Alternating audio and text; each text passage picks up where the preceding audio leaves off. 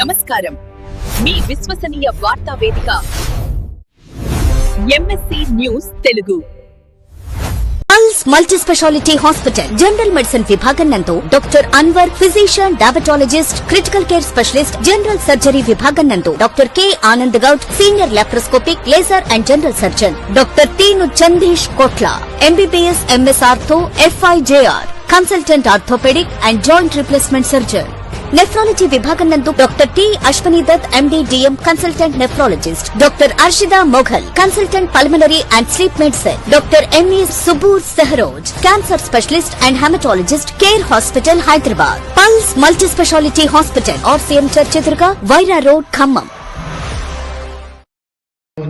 చూసాం, ప్రజలు వాళ్ళని ఎలా గద్దెదించారో కూడా చూసాం.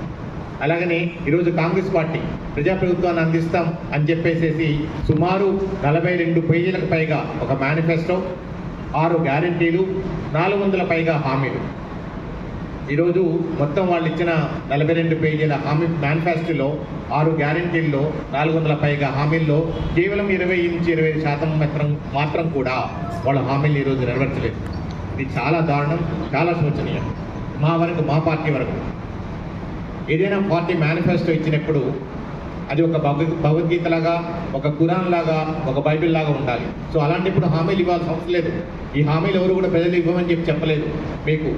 సో రైతులకు ఏదైతే రైతు బంధు సకాలంలో విడుదల చేయబడడం అనుకోండి, విద్యార్థులకి